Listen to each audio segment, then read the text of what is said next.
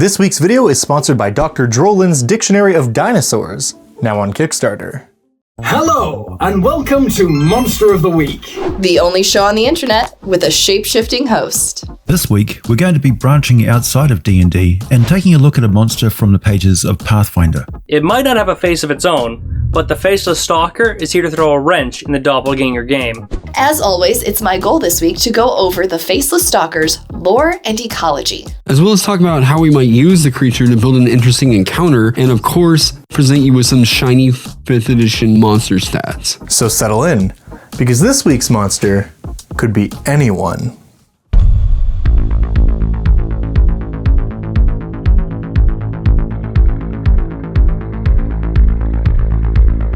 As AJ, or I, already said, the Faceless Stalker got its start not in D&D, but in Pathfinder. It was originally included as part of the game's first edition in the Bestiary 2, and it would later be reprinted in the Pathfinder 2nd edition, Bestiary 1. And as its name would suggest, the Faceless Stalker is indeed quite faceless. But these bizarre humanoid-shaped creatures definitely don't remain faceless for very long because they are indeed shapeshifters. Much like the Doppelgangers we're familiar with in D&D, the Faceless Stalker can change its body to the shape of any humanoid creature it has seen before and become an exact copy of the subject. However, unlike the Doppelganger, who can make this transformation in a matter of seconds by using an action, the Faceless Stalker requires an agonizing 10 minutes to transform. And this transformation isn't just agonizing because it takes so long, it literally causes the Faceless Stalker a tremendous amount of pain to do it. So wait, it's just a slow doppelganger that feels pain when it transforms? Who would create such a thing? To fully explain this, we need to get into some of the actual mechanics involved with the act of transformation itself. See, when the doppelganger transforms, as per the text in its shape changer trait, it polymorphs itself into the shape of another creature. This implies it's a magical transformation fueled by some kind of innate arcane ability. When the Faceless Stalker transforms itself, it's not using instant magic, but rather literally transfiguring the flesh of its body into the shape it wants to take on. And that is why the process is so painful, and also why it takes so much longer. It's also why the Faceless Stalker cannot take on the appearance of a small-sized creature, while the Doppelganger absolutely can. The Doppelganger's magic allows it to bend the rules somewhat, while the Faceless Stalker still has to abide by the fact that its physical body has a certain amount of mass to it. Now that might just seem like the Faceless Stalker has nothing but limitations, but they're not without any benefits. For one, a Faceless Stalker can choose any physical traits it wants, while the Doppelganger can only transform into the shape of a creature that it has seen already. To put this in perspective, a Doppelganger would not be able to take on the face of someone it's never had any contact with, or at least seen a photograph of. While on the other hand, you could simply explain the general appearance of somebody to a Faceless Stalker, and using whatever details you provide, the creature could make itself an approximate double of the subject. It definitely wouldn't be a perfect copy. I'd probably put it on par with something like a police sketch of a criminal done by a very talented artist, but this can certainly have its applications.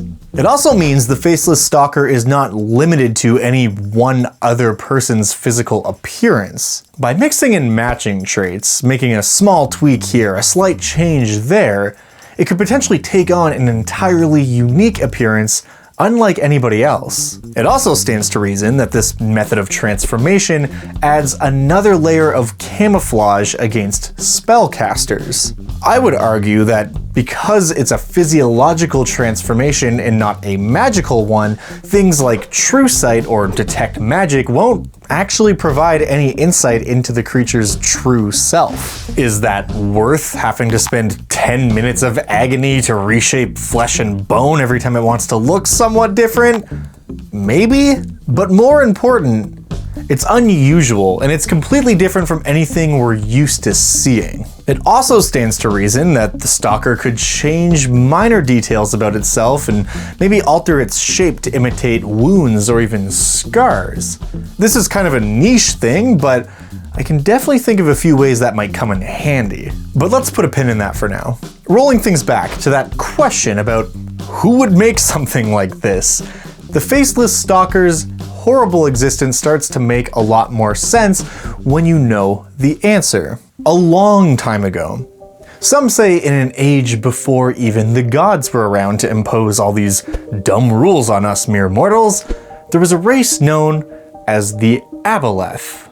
Aboleths, for the uninitiated, are a gang of eldritch eels that predate most creation and actively work to undermine the gods at every possible turn. One of their favorite things to do used to be sending in Faceless Stalkers, or Ugothols as they called them, into the mortal realms to do sneaky, sussy stuff. They were excellent spies, informants, agents of discord, and assassins, if need be, all wrapped into one creature. However, due to some unspecified failure in the past, the vast majority of Ugothols were abandoned on the material plane by their Aboleth masters. I mean, it's a tale as old as time. They just terminated their position within the company and never thought to even let them know until the day that they were fired. But however this all went down, eventually, the Ugothol, or Faceless Stalkers, or whatever you want to call them, fled the mortal cities and gathered together in dark and swampy regions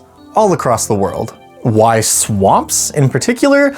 Well, allegedly it's because these environments are most similar to their ancestral home beneath the waves amid their Aboleth masters. But who knows, maybe they're just enthusiastic mushroom collectors or something. Speaking of which, we should probably talk a little bit about their diet. Faceless Stalkers subsist entirely on blood drawn from other creatures. Their only means of digesting nutrients is by sucking liquid through an organ in their mouth, which sort of resembles a tongue with 3 prongs on the end of it. Weirdly, the original entry for this monster indicates that it can digest not just blood, but any liquid. So I suppose it's possible there's a Faceless Stalker out there who's vegan and lives off of yop or something, but for the most part, liquid pretty much means blood. This does, however, add another little micro detail of intrigue for me, because any corpse found that has been drained of blood by one of these stalkers is typically going to have 3 puncture wounds on its neck. I mean, it doesn't have to be on the neck, but somewhere where it's easy to draw blood from, so definitely wherever a major artery happens to be. Now, I don't know about you, but in my history of playing Dungeons & Dragons,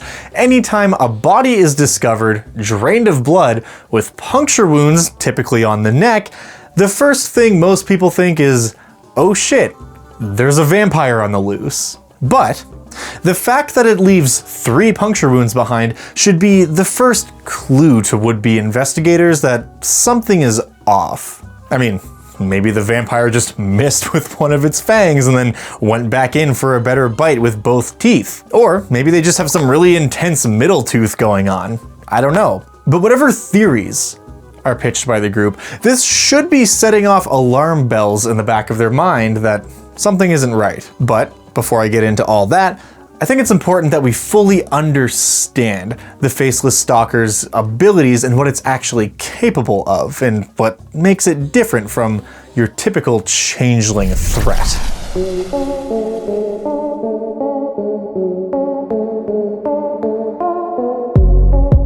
Clocking in at a challenge rating of 4, the Faceless Stalker is just 1 level higher on the challenge scale than its doppelganger cousin. While masquerading as another humanoid creature, the Faceless Stalker is pretty physically limited by the shape its body is in. It typically carries around a sword in case it needs to fight without blowing its cover, but it can use any tools or weapons that are available to it. However, unlike your doppelganger, when the Faceless Stalker is in its true form, it becomes much, much more dangerous. As far as attacks go, it swaps out a sword swing for 2 slam attacks that deal 1d6 damage and also grapple the target if they connect. Then, at the end of the turn, if it has anyone grappled, it gets to drain some of their blood using that 3-pronged tongue I mentioned earlier. This causes 2d8 necrotic damage, which is substantially more than basic attacks on their own. Something else that contributes to the Stalker's killing power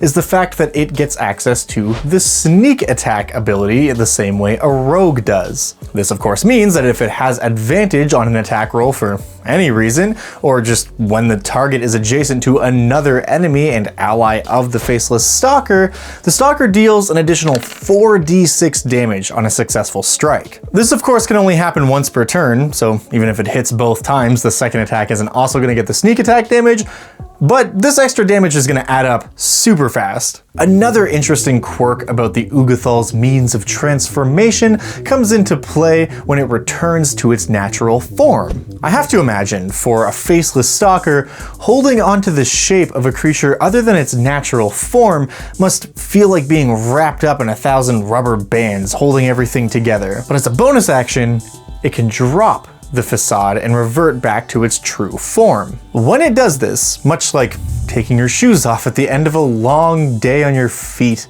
the creature is overcome with a sense of relief and freedom. But it's not just flavor, because for the next minute after reverting to its native state, the creature gets advantage on attack rolls, saving throws, and skill checks. And this is even more important for the Faceless Stalker than it would be for any other type of creature, because having advantage on all attack rolls means the Stalker doesn't have to do much work to ensure its sneak attack is successful every round. Also, in its natural form, it can compress its body to squeeze through spaces as narrow as 1 inch, so do with that information what you will. Overall, in terms of combat ability, I would say the Faceless Stalker is going to employ tactics very similar to most other shape-shifting creatures. It's going to be deceiving others and trying to set up ambushes and isolating characters to get them alone before pulling out the dagger and stabbing them in the back. But the key difference with the Faceless Stalker is that if it is backed into a corner, whoever put it there is in for a fight they probably didn't bargain for. So, how do we actually use the dang thing? I'm glad you asked.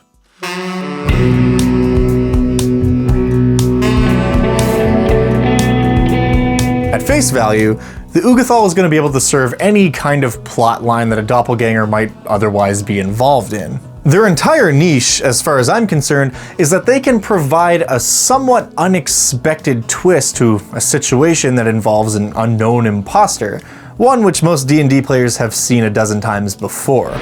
Given the way that their abilities actually function, they're going to be much harder to detect once they've successfully infiltrated their target than, say, the Doppelganger. Plus, as fully sentient creatures, not necessarily beholden to any kind of master, their motives can be as varied as any other race. So just any plot that contains a doppelganger, consider swapping them out for an Ugothol if you want to throw off some of your more experienced players. Or perhaps your players simply come across a group of them living in a swamp, an entire village. They might be somewhat suspect of this random swamp village at first, but I imagine anytime an Ugothol community comes into contact with outsiders, everyone probably has assumed identities they put on to not reveal their true nature. And because this transformation is inherently uncomfortable for them, the villagers would probably be pretty standoffish and eager to see the players go on their way so that they can transform back into their natural bodies.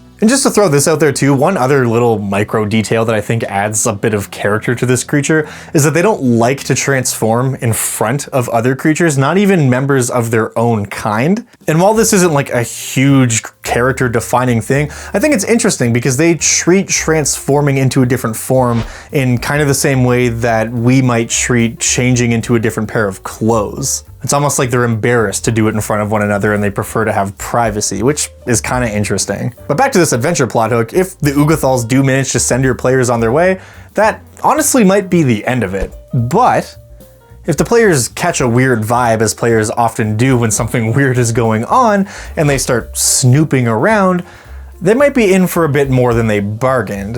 I also really like the idea of a murder mystery style campaign happening in a densely populated urban city where bodies of desiccated corpses have just been appearing in back alleys. Clearly, someone or something is killing these people. I'm sure the drained blood and the bite marks is gonna have the local guards convinced that a vampire is on the loose. But further investigation will, of course, prove that something else is going on.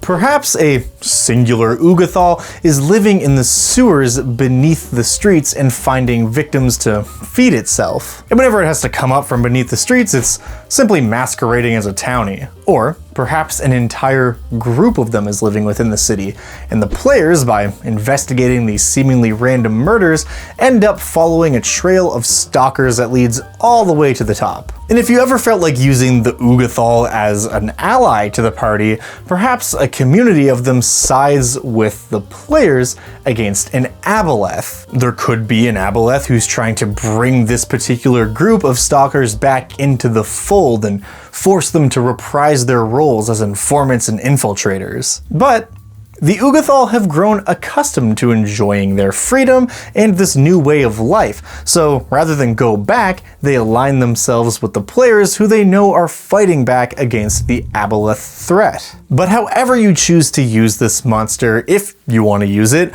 linked in the description below, there is of course a Google document which contains all the 5th edition D&D stats for this monster that I've created, so you can drop it on your table, and if you're not playing Pathfinder, you can still use it. I also want to give a very special shout out to this week's amazing sponsor, Paleo Games and Dr. Drolin's Dictionary of Dinosaurs. Did someone say D&D with scientifically accurate dinosaurs? I really hope so, because that sounds awesome. Dr. Drolin's Dictionary of Dinosaurs is a paleontology-themed sourcebook for Dungeons & Dragons 5th edition with adaptations for 1D&D.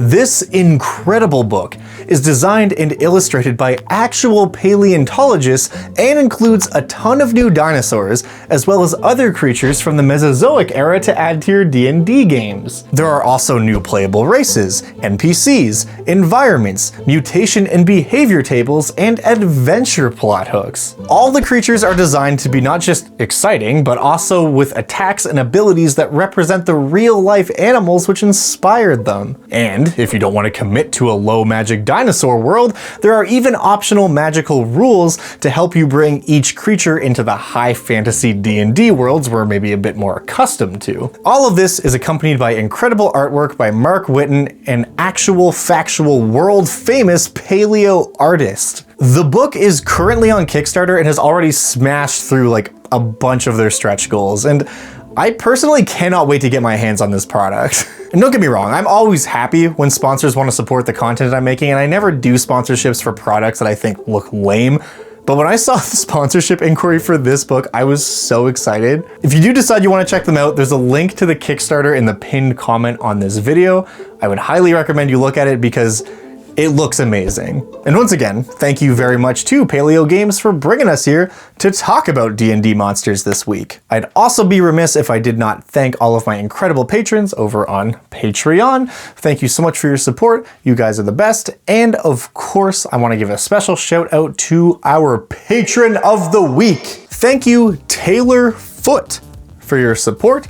It means the world and help keeps my foot in the door of this whole YouTube thing. And thank you for watching. I appreciate it immensely, and don't forget, if there is a monster from a past edition of D&D or Pathfinder or another tabletop game or wherever, leave a comment and let me know about it, and who knows, you might just see it show up on an episode of Monster of the Week in the future. Also, this monster in particular was suggested by like a bunch of different people, and it ended up being a really cool one, so thank you guys all for weighing in and helping me find cool monsters to talk about.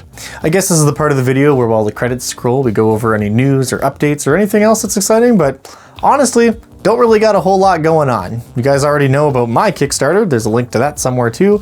I'll probably drop that one in the description, and other than that, yeah, I'm gonna be at PAX Unplugged in a few weeks, so if you are attending PAX Unplugged, I will be wearing a ridiculous costume. I haven't decided which one yet, but I'm gonna be going around interviewing people and stuff, so feel free to come up, say hi, Tell me what your favorite monster is. And also congrats to our winners who won the Discord contest for the PAX Unplugged weekend passes. I'm really looking forward to seeing all of you guys there as well. I'm also just realizing now, I forgot to mention this, but I do special cool PDF stat blocks of the monsters I create and convert for my patrons, which is over on the Patreon page. It's all the same information, but if you do want to go to the Patreon page, you can sign up and help support me and the channel. And you also get a neat high-res PDF with all the artwork and layout and everything nicely done there, which is all, of course, done by Indestructiboy, who is a friend of the channel. Speaking of Indestructiboy, thank you, Indestructiboy, for agreeing to cameo in this video, and thank you to all of the amazing YouTubers. There's a ton of people who helped me do this like ridiculous intro, which you guys saw earlier, and that was just a lot of fun to put together, and I hope it turned out funny. I don't know, I haven't edited the video yet, so maybe it sucked and it's awkward, but thank you so much to all my friends from the D&D YouTube community for helping me do that as well, and I will be sure to link to all of those folks in the pinned comment on this video too, so definitely check those guys out, show them some love, tell them Dungeon Dad sent you. And I guess that's it. I'll see you in the next one. Until then.